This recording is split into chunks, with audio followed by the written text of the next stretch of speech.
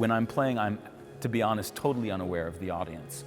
The audience is not really my business when I'm playing. My business is to control this machine.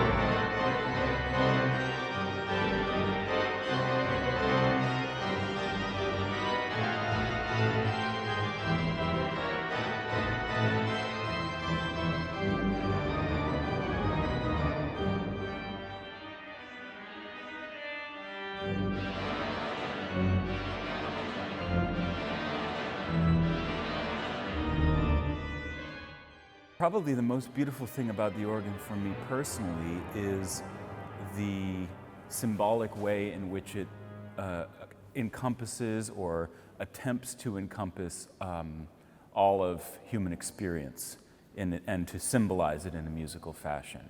All instruments do this in some way, but the aspect of the organ which is fundamentally different than others is the aspect of time, because a note held will continue to sound as long as the note is held. And so the instrument has the ability to, somehow artistically outwit time or the passage of time.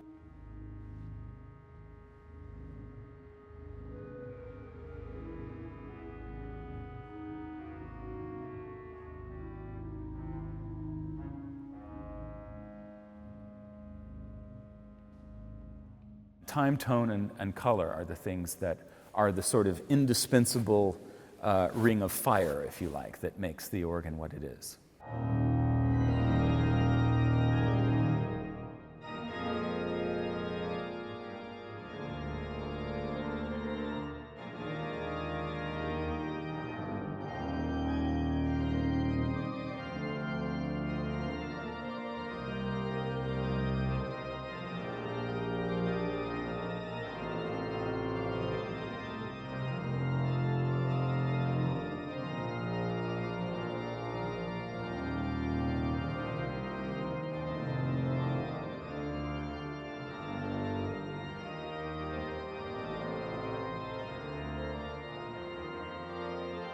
Bach is not God, but a more heliocentric, pre-monotheistic view of Bach would be to think of Bach as the sun. I like that example because the sun, of course, is required for life. So if Bach is the sun, it's also true that sometimes you get burned, because he's also a rigorous life-giving force, which also sets out certain parameters and requires certain things, certain sacrifices. This is, I suppose, the composer that is most essential, not just for me, but for all organists, and really for all musicians.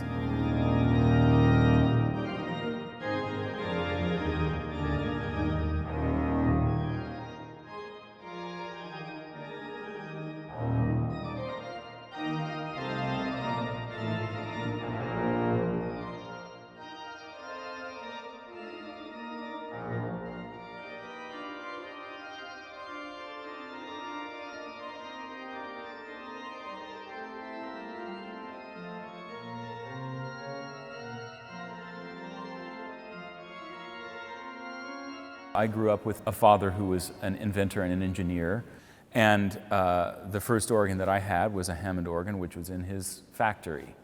So playing and the organ for me was immediately attached to the idea of making things, and also to being with my dad and being with his employees who were working with metal, creating, working hard, and achieving something. It was a place where things were going on, as opposed to the churches that I would sometimes have to practice in, which were very, very lonely places.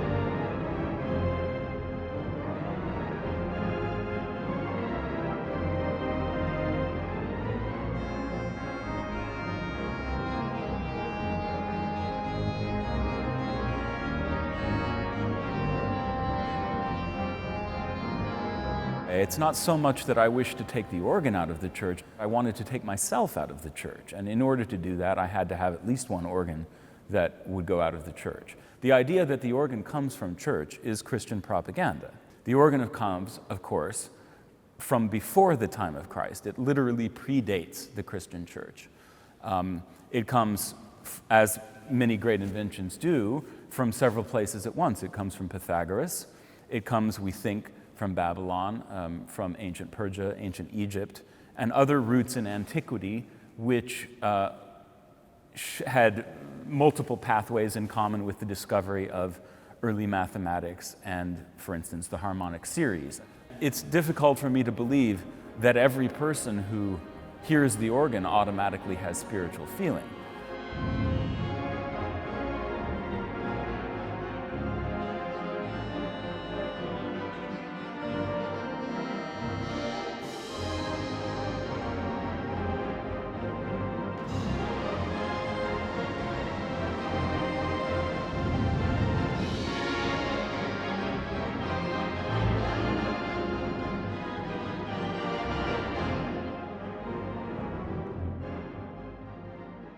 The organ is definitely a machine. We sacrifice nothing of the numinous or the artistic or the personal or the spiritual even to recognize that it is a machine.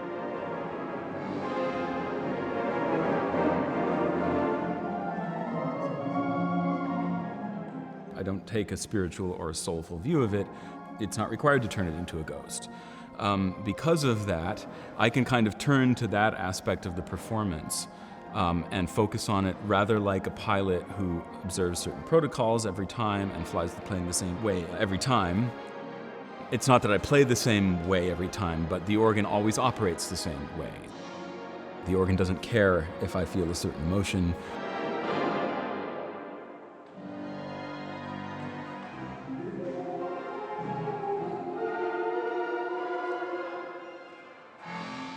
People tend to assume that I had a very complete strategic plan of why one would move to Berlin, but that forgets that generally when people move to Berlin, it's because they don't have a strategic plan.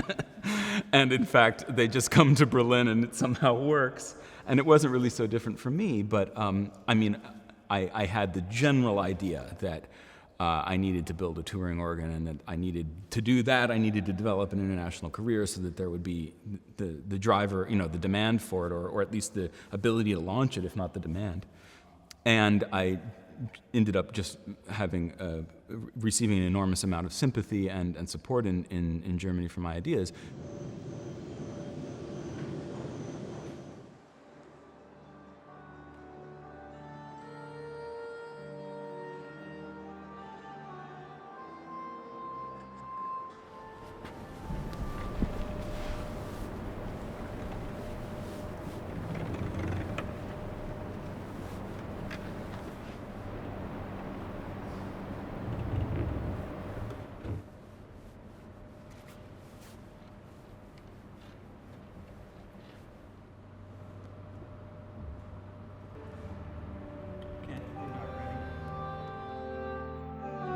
When I think of this room, actually, it's difficult for me to imagine it being an industrial room because I know this room by its acoustic. And if you think about the hammering of Third Reich coins and the smashing of metal, it's a thought which is so ugly to me that it's almost foreign when I'm sitting here playing the organ.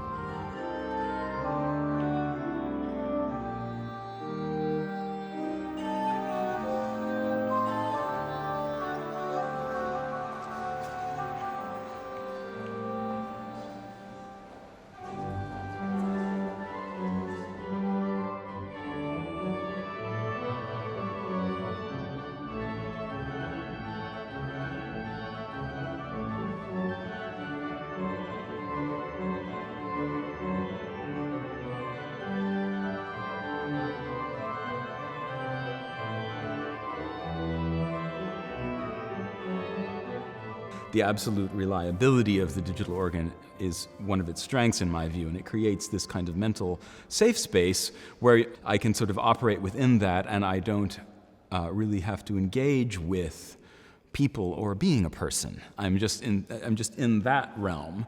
And that completely supersedes feeling anxiety in front of an audience, because it doesn't really matter whether the audience is there or not. It's not that I don't wish them to be there, but my relationship is with the organ. Coming back to playing just now for 40 people, after playing for thousands of people, I feel definite nervousness.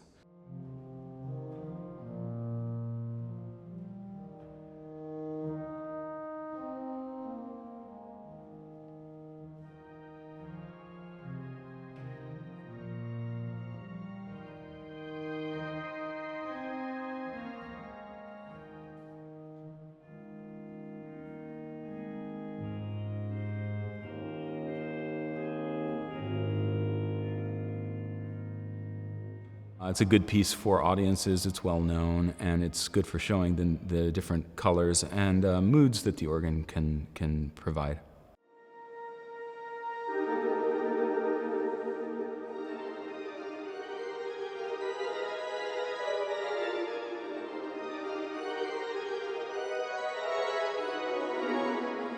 It's like going and walking around a gallery, and in a really good gallery or a museum, you might see something suddenly that's really shocking you.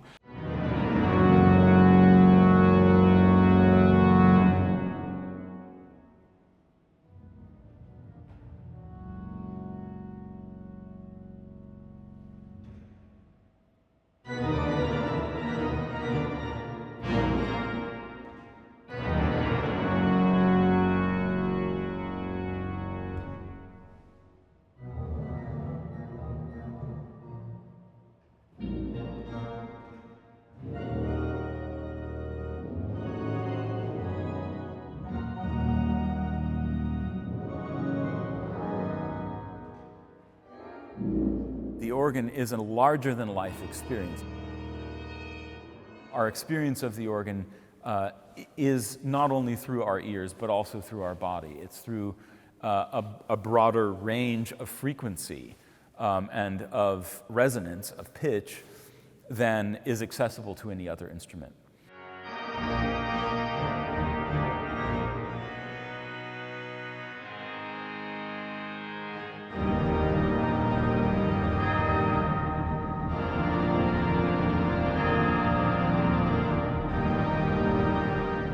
Just walking up to the console to this day fills me with a kind of a deep anticipation and excitement, a nervousness and a readiness, as though I'm coming to the moment that I was made for.